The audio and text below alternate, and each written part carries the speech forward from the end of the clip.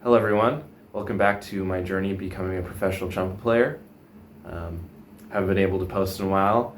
It was a busy end of the semester, but I'm done now, and my first year of my master's degree is complete.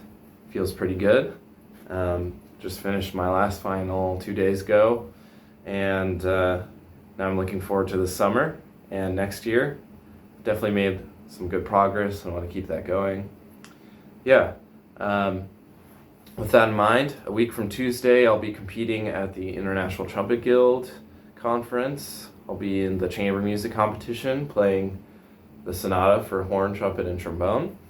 Something I've been working on for months now with the trio here. And I just thought I'd go over one really difficult aspect of the piece and my thought process and what I'm trying to do to make it easier. So let's get right into it.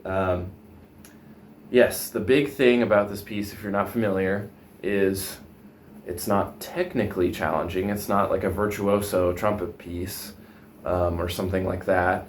It is just a big test of endurance. The whole piece, I think, is anywhere between 8 to 10 minutes, and for the trumpet player at least, there's maybe combining all the rests together like 5 bars. It's really like very sparse moments to take the horn off the face, relax for a second. There's almost no moments, big moments of that in the whole piece itself. So it's a big test of endurance. And the first movement is the hardest, and it's probably the biggest chunk of the whole piece, like 5 minutes long. And there's only really 2 big spots to like fully reset. And that's it. It's pretty difficult. And I thought I'd go over one section of that, the Poulenc. I don't speak French, but I believe that's how it is pronounced. At the bottom of the first page, I'll probably put it up here, and it's probably the first real hurdle in the test of endurance, at least.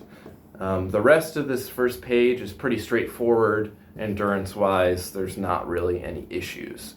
There are other smaller like articulation, phrasing issues that can come up, but that's not really what I want to focus on.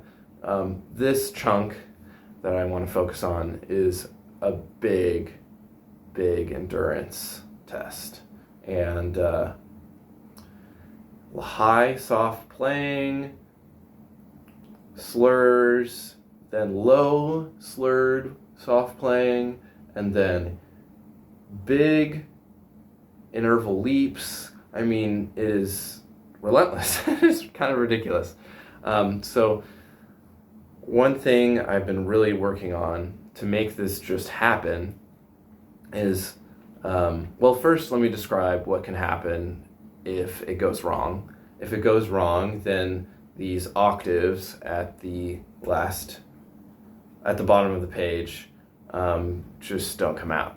And the high notes they're not there. And air balls everywhere. So to prevent that, I have to start all the way at the beginning of the section and just stay as relaxed as possible, and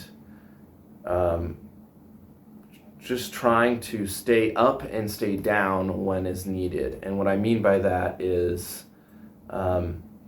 looking at the first 2 bars, most of it rests on this high G. The phrasing and the contour of the melody kind of just stays high, except for this B flat in the staff. And it's a pretty big jump, but if I try and muscle it and I try and really shoot down there, then that takes way more effort than I should be using, and I should just kind of let it naturally come down and back up and still be thinking up. And then the 3rd and 4th bar, I can start thinking down. So when I get to the 5th bar and playing low, I'm already kind of in that space. And then the biggest jump is going to be from the low B to the high G, the second line, and that is pretty ridiculous. And yeah, I mean, there's a lot to go on about. Why don't I just play it and talk about some things to work on?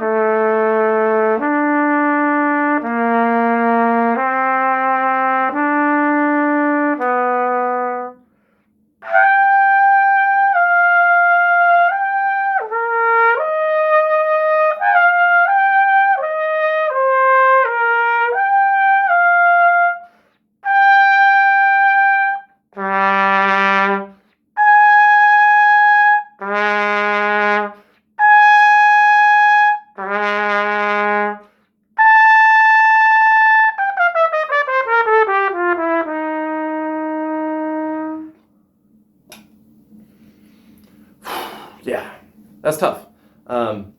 So I was able to get through it, but there were some issues. The B flat to G, that's a big one.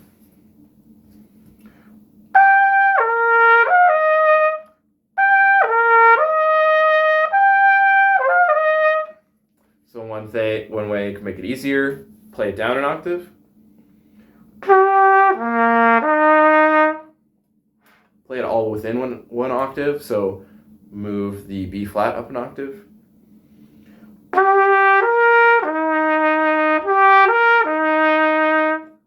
That's an E flat chord, right? So E flat major triad. Thinking about that.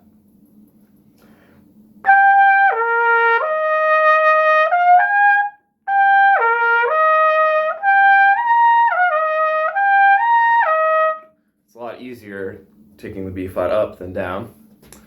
And then the second one.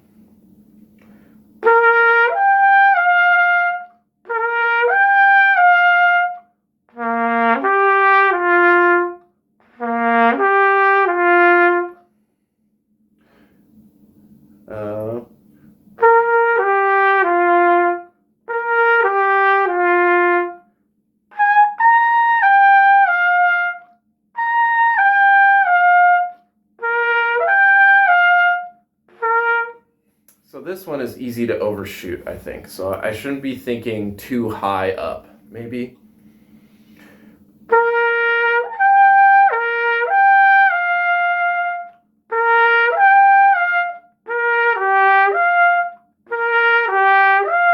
Okay, so this one, making some discoveries while I'm filming. That's cool.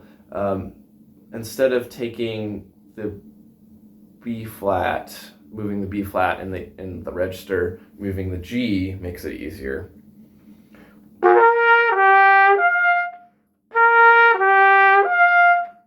So thinking about it that way, combine those two.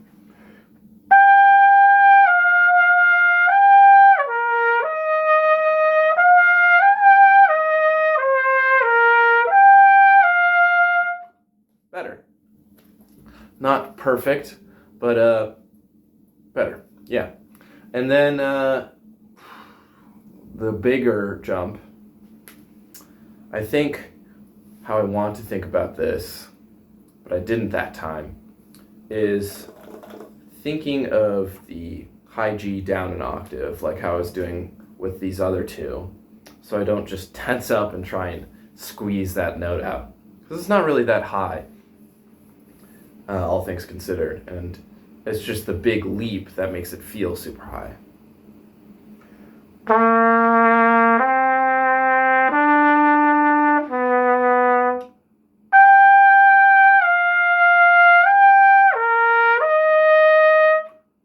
Yeah, great. So that is probably the hardest section in this piece. And those are some strategies I've been using to make it easier. Yeah, maybe I'll do some more posts about this leading up. Not quite sure what I want to do as far as summer progress videos goes, but hope this was a good experience, maybe informative or enjoyable. If you have any advice, if you played this before, definitely let me know what your thoughts are. And as always, thanks for watching, and I'll see you in the next video.